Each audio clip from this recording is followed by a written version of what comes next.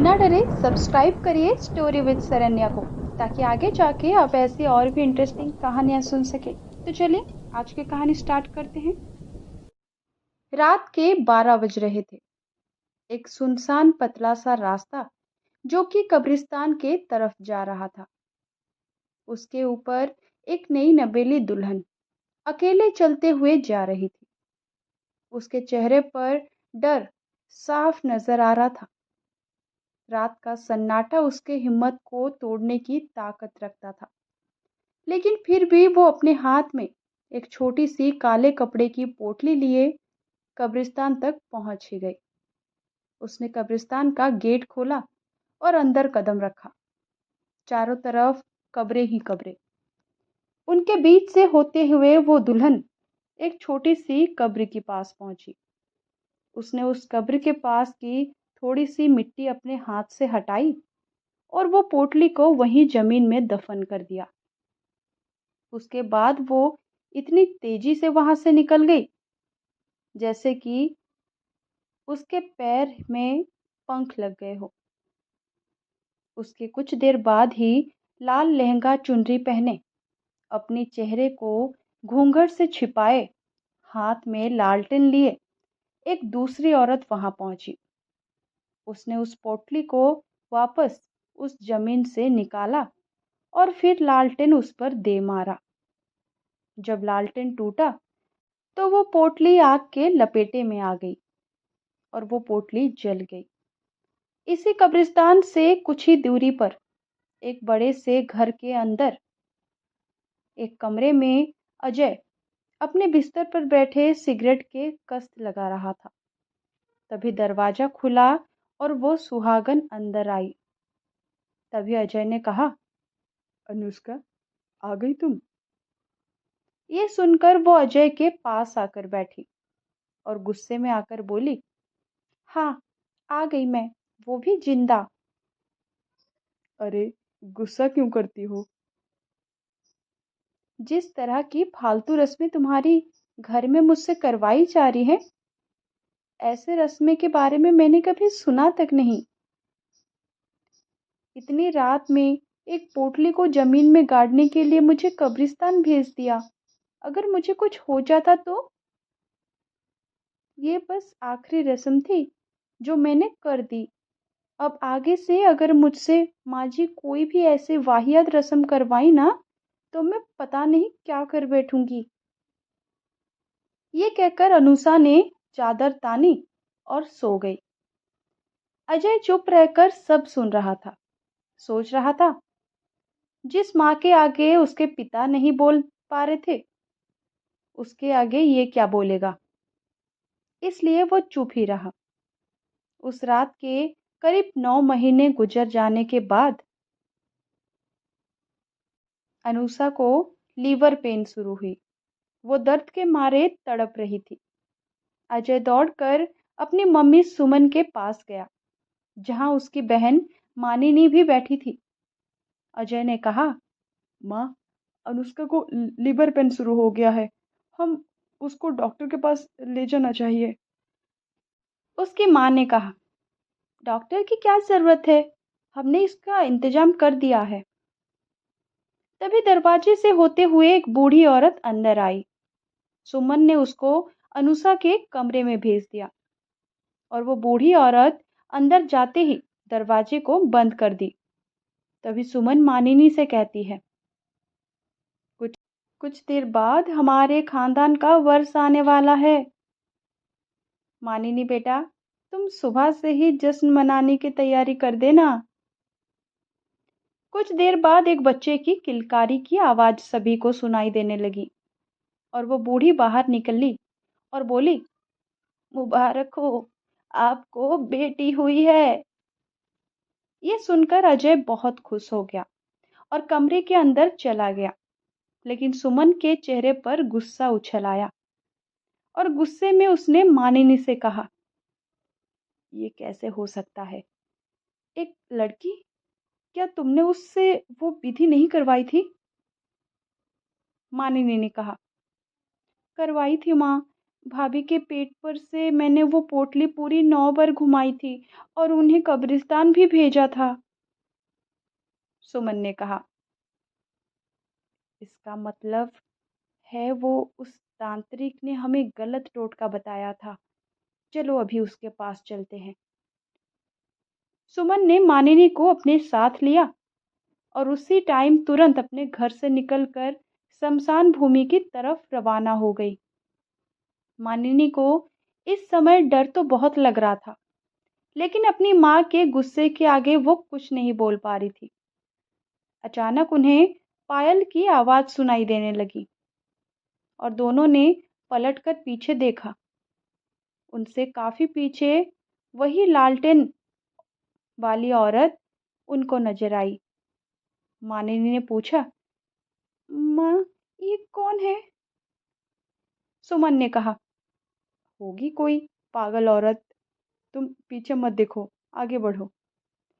वो दोनों फिर से आगे बढ़ने लगे और कुछ कदम चलने के बाद उनके सांसें और कदम दोनों रुक गए। उन्होंने देखा जो लालटेन वाली औरत उनसे 10 कदम पीछे चल रही थी, अब वही उनके 10 कदम आगे खड़ी हुई दिख रही थी। सुमन ने चिल्लाते हुए उस लालटेन वाली औरत से सवाल किया, ए लड़की, कौन है तू? उस औरत ने धीरे से लालटेन अपने चेहरे के पास लाकर उन दोनों को अपना चेहरा दिखाया। उस औरत की भयानक चेहरा देखकर सुमन और मानिनी दोनों का दिल दहल उठा। दोनों चीखते चिल्लाते हुए अपने घर के तरफ भागने लगे। वो सीधा अपने कमरे में आके रुके और लंबी लंबी सांस लेने लगे। तभी मानिनी ने कहा, मम्मी, वो औरत कौन थी? कितनी भयानक चेहरा था उसका। मानिनी की बात सुनकर सुमन ने कहा, वो औरत कौन थी इस बात से ज्यादा चिंता मुझे इस बात की है कि अनुषा ने जिंदा लड़की को कैसे पैदा की। उस तांत्रिक ने कहा था कि अनुषा के पेट पर से वो पोटली 9 बार घुमाकर अनुषा के हाथों ही कब्रिस्तान में गड़वाना है। उसके बाद अगर अनुषा से पेट से लड़की हुई तो वो पैदा होने से पहले ही मर जाएगी, और अगर लड़का हुआ तो वो सही सलामत पैदा होगा। ये इसका मतलब वो तांत्रिक ने हमें बेवकूफ बनाया है। सुमन ने कहा, कोई बात नहीं, अगर वो टोटका काम नहीं आया तो हम खुद उस नवजात बच्ची को खत्म कर देंगे। इस इरादे के साथ सुमन ने मानिनी के साथ मिलकर एक प्लान बनाया। अगली सुबह अजय और अनुषा अपने कमरे में अपनी नवजात बच्चे के साथ खेल रहे थे। तभी सुमन वहां आई। अनुषा ने कहा, प्रणाम माँ जी, आपने तो अपनी पोती की शक्ल तक नहीं देखी। देखिए, ये कितनी प्यारी है। इसका नाम हमने पीहू रखा है। ये सुनकर सुमन ने एक बार उस बच्ची की तरफ देखा और बोली, बहू, मोहनपुर गांव में हमारी पुश्तैनी हवेली है और हमारी कुलदेवी की मंदिर भी। अब तुम माँ बन गई हो तो समय आ गया है कि हम सब वहां जाकर कुलदेवी का पूजा करें और कुछ दिन वहां रहें। अनुषा सुमन की बात मानते हुए कहती है, जी माँ जी, जैसा आप कहें। घर के सभी मेंबर उसी दिन मोहनपुर गांव के लिए निकल गए। सुमन पल पल अनुषा के गोद में सो रहे उस प्यारी सी बच्ची को देखकर कोस रही थी। कुछ घंटों बाद शाम के 8 बज चुके थे। उनको एक ढाबा नजर आया तो सुमन ने अजय से कहकर उस ढाबे के सामने गाड़ी रुकवाई और कहा, चलो सब यहाँ खाना खा लो, थोड़ी देर यहाँ रुककर आगे बढ़ेंगे। ये सुनकर सभी गाड़ी से बाहर निकले। एक पुराना सा ढाबा जहाँ टेबल चेयर के बदले चारपाई बिछी थी। सुमन ने मानिनी को इशारा किया, जिसको समझकर वो अनुषा के पास गई और कहा, लाइए भाभी, जब तक आप खाना खाती हैं मैं पीहू को संभाल लेती हूँ। लेकिन अनुषा कहती है, नहीं मानिनी, मैं एडजस्ट कर लूँगी। लेकिन अनुषा को टोकते हुए अजय ने कहा, मानिनी बिल्कुल ठीक कह रही है। अनुषा, कम से कम खाना तो आराम से खा लो। चलो, पीहू को मानिनी को दे दो। ये सुनकर अनुषा ने पीहू को मानिनी को थमा दी। मानिनी भी उसके साथ खेलने लगी और उसको लेकर टहलने लगी। तभी अनुषा कहती है, मानिनी, वहां कहाँ जाती हो? मानिनी कहती है, अरे भाभी, मैं यही हूँ, आप फिक्र मत करो, मैं बस पीहू को थोड़ा घुमा लाती हूँ। ये सब देखकर सुमन कहती है, अनुषा, तुम खाने पे ध्यान दो, वो उसकी बुआ है, संभाल लेगी उसको। अब अनुषा और अजय खाना खाने में लग गए। मानिनी पीहू को ढाबे के पीछे वाले जंगल में ले गई, जहां से भेड़ियों की आवाज भी सुनाई दे रही थी। ये देखकर मानिनी बुदबुदाती है, अरे बाप रे, यहाँ तो जंगली जानवर काफी ज्यादा महसूस हो रहे हैं।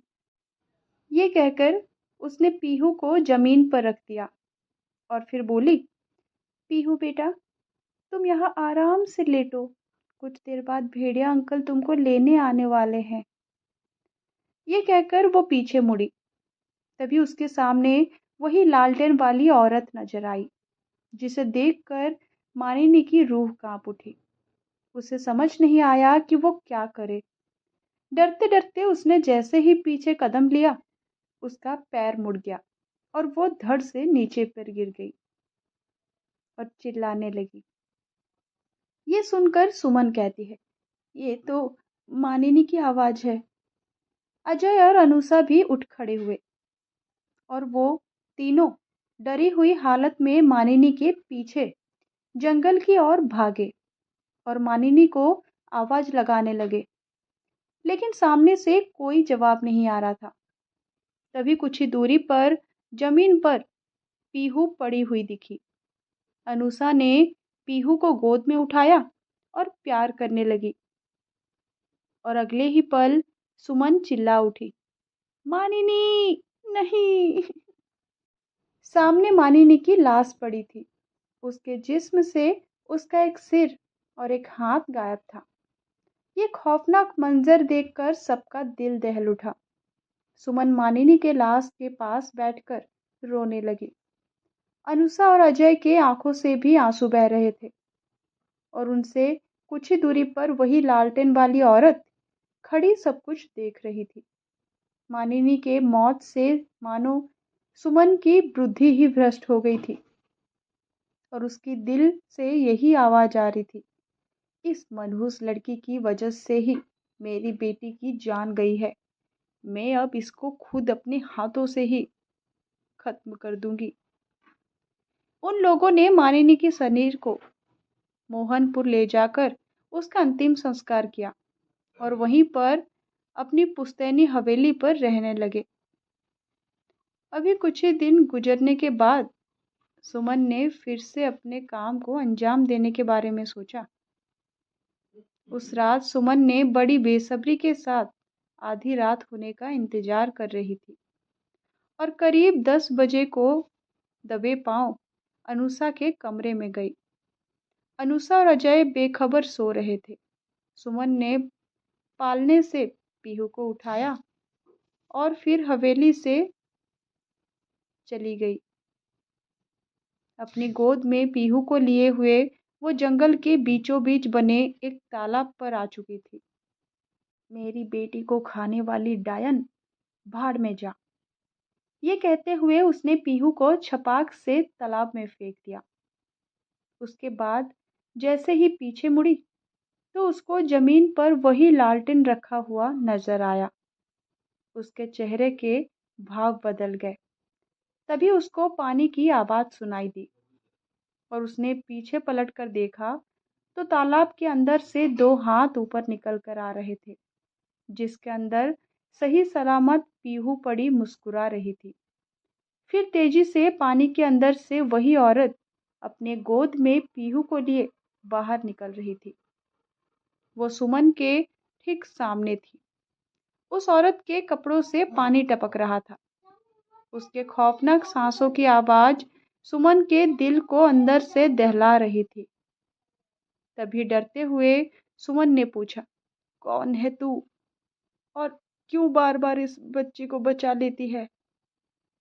इस पर उस औरत के मुंह से एक शब्द निकला, जोखिनी। ये नाम सुनकर सुमन के डर का कोई ठिकाना ही नहीं रहा। वो वहां से भागना चाहती थी, लेकिन जोखिनी ने उसके बाल पकड़ लिए और एक ही झटके में उसने सुमन की गर्दन उसके धड़ से अलग कर दिए। और उसी पल अनुषा और अजय भी वहां आ पहुंचे। ये देखकर उसका दिल दहल उठा था कि सुमन की मौत हो गई थी और उसकी बच्ची एक घूंघट वाली एक अनजान औरत के गोद में थी। तभी अनुषा ने कहा, तुम जो भी हो, मुझ पर रहम करो, मुझ पर रहम करो। तुमने जैसे मेरी प्यारी सासू माँ को मार दिया, मेरी बेटी को मत मारना। मेरी बच्ची मुझे दे दो, मेरी बच्ची मुझे वापस कर दो। ये कहते हुए अनुषा अपने हाथों को फैलाए जमीन पर घुटने टेक आंसू बहाने लगी। तभी जोखिनी ने कहा, मैं तुम्हारी बेटी को मारने नहीं बचाने आई हूँ, और पहले भी बचाया था इसकी बुआ से, जो इसको खत्म करना चाहती थी। ये सुनकर अनुषा और अजय को सब कुछ समझ में आ गया। जोखिनी आगे बढ़कर अनुषा को उसकी बच्ची सौंप दी। अनुषा ने खुशी के आंसू बहाते हुए पीहू को चूमा और खुद से चिपका लिया। दरअसल पुराने समय में अश्वत्थामा ने उत्तरा के कोख पर हमला किया था, जिससे क्रोधित होकर भगवान श्री कृष्ण ने उसको श्राप दिया था। उसके बाद उत्तरा ने जोखिनी को जन्म दिया और जोखिनी का काम माँ को कोख और उसकी नवजात बच्चों की रक्षा करना था। इस तरह जब भी किसी माँ की कोख या उसके नवजात बच्चों को कोई अश्वत्थामा की तरह खत्म करने की कोशिश करेगा, तो जोखिनी वापस आएगी उस बच्चे को बचाने के लिए। ये सुनकर अनुषा और अजय उसे हैरान से घूरते ही रह गए और जोखिनी धुएं की तरह हवा में गायब हो गई। दोनों ने अपने बच्चे को खूब प्यार किया और वहां से रखे हुए लालटेन को देखने लगे, जो अभी भी मध्यम रोशनी में जल रहा था।